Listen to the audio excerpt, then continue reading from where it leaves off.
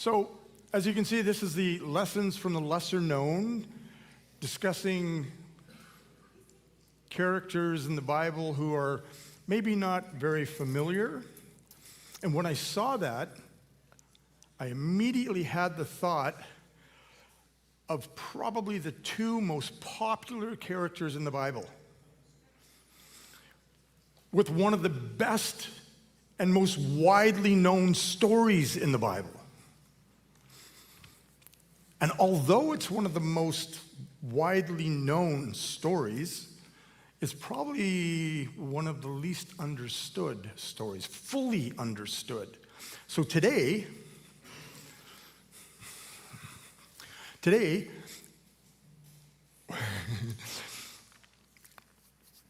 we're going to look at it. It's going to be quite a trip. Fasten your seatbelts. In fact, if I were you, I would please return your seat backs and table trays so they're full upright and locked positions. We are going to take off. Amen. Okay, before we start, let's pray. Father in heaven, we thank you for your presence with us right now. Holy Spirit, we are blessed to experience you dwelling within us, dwelling within our body here, present as we worship, as we learn. Father, we bless your holy name. Worthy is your name, Lord. We thank you for your love for us. We pray that your word will go out faithfully and truthfully. We pray that it will be received. And Lord, that we would be able to understand more of who you are and the love that you have for us. So we pray in Jesus' name. Amen. So you're probably thinking, who is he going to be talking about? Who are these really popular characters? Well, character number one, actually number two, is Abraham. Character number one is, of course, God the Father. And what I'm going to talk to you about today is the Abrahamic covenant. And if we can get slide number one, GOAC. Does anybody know what that means? The first word is not greatest. The first word is not even God. But it's the granddaddy of all covenants. Who'd have thunk it? The Abrahamic covenant is the one that started everything off. It wasn't the first covenant. There was a covenant with Noah, wasn't there? When God gave him the rainbow. That was a good thing. But the Abrahamic covenant, it came a number of years after, probably about between 400 and 500 years after Babel. And Abraham gets called from Ur of the Chaldeans. That's in Mesopotamia, Iraq, southern Iraq down there. And God calls him to come out to a land that he's going to give him. And the Abrahamic covenant begins in chapter 12, when God says, I'm going to bless you and you're going to be a blessing. And then he says, people who bless you, I will bless. People who curse you, I will curse. And that was phase one of the Abrahamic covenant. The Abrahamic covenant is also mentioned in two other places. Chapter 15, which is what we're going to look at today, and chapter 17. Chapter 17 we're not going to talk about, mainly because it makes me squeamish, because that's where they talk about circumcision. Anyway, moving on. I was going to start in verse 9, but I thought, you know what, I'm going to read the whole verse 1 to 8 as well. There's going to be a little bit of interjection as I read. So bear with me.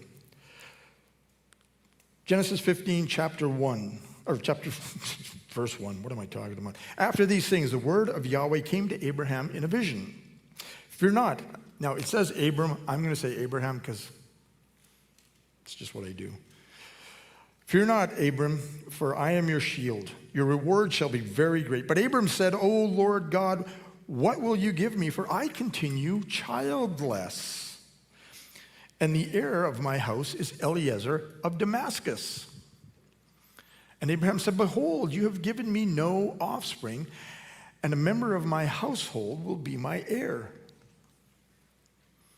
And behold, the word of Yahweh came to him. This man shall not be your heir. Your very own son shall be your heir. Now, when I was looking at this in my Logos Bible software, there was a footnote. And it said, right after son, there was a footnote. It said, he will come from your loins. He will be of your body.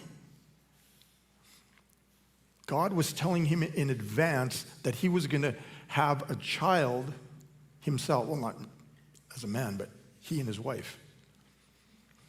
And this is very important. And he brought him outside and he says, look toward heaven and number the stars if you're able to number them. Now, I don't know about you, but living here in Langley, when you look up in the sky on a beautiful, clear night, you don't see much. You'll see the moon, that's good. On a moonless night, you'll probably see Jupiter because it's big. You might see Mars in the morning or Venus in the morning. Mars is that little red one out there somewhere.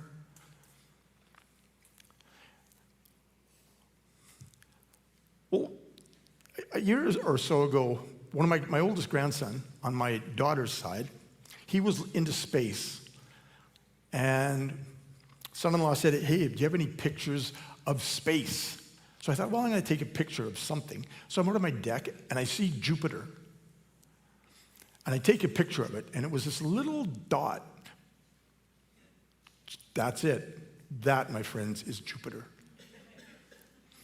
And I thought to myself, this sucks. So I adjusted it a little bit. Do we have another slide? There you go. There's Jupiter. And unfortunately, because of all the light pollution in here, you can't see all the other stars because it's really lit up. And that's only because I had a really good camera, a really good lens, 21st century technology and photography and editing software just brings it all out. And that was from my deck, and I thought, this is cool. And then there was another picture. There was another picture. It was a picture of the Milky Way, and it was on fire. It was just lit up, the sky. It was this orange, and it went to blue, and then yellow, and stars all around.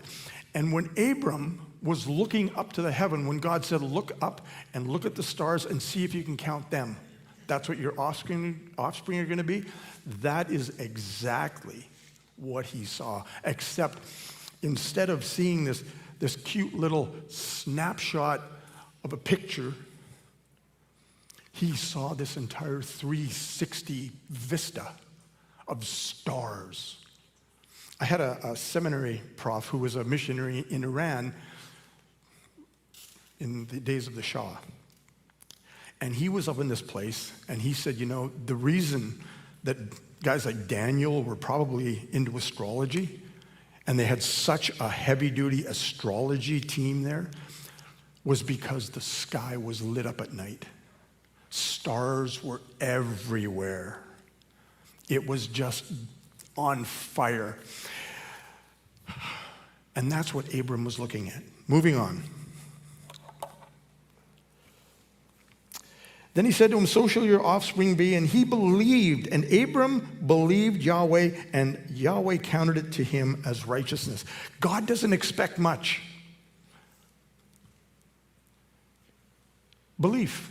He wants us to believe. In fact,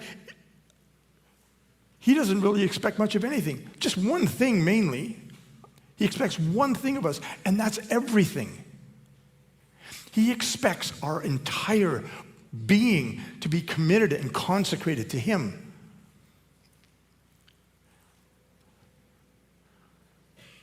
Jesus says, take up your cross daily. And we know that the cross was that place of death, of heinous death, of painful, suffering death. And that's what Jesus is asking us to do. Take up your cross. It was counted Abram as righteousness. And he said to him, I am Yahweh who brought you out from Ur of the Chaldeans to give you this land. But Abram said, Oh, Lord God. Now, when you see that, Lord God, and I know in the ESV and probably most of the better translations, it'll be a capital L with a lowercase O-R-D, Lord, and then God will be capital G with small caps, O-D. And what that means is that there's another word with Yahweh, and in this case, it's the word Adonai. How many people remember, what's her name? Amy Grant, and that song, El Shaddai? Anybody? Everybody? Quick Hebrew lesson, El Shaddai. Do we know what it means? El, God, Shaddai, Almighty. El Shaddai, El Shaddai. El, God, Elyon, Most High. And then there's Na, which is a particle meaning please, or I beseech you, or if you're Old English, I pray thee. Adonai. Adonai is the word Lord here. It means Lord, Master, God. So, Lord God, Yahweh. How am I to know that I shall possess it? And here's where we're going to start. Yahweh says to him,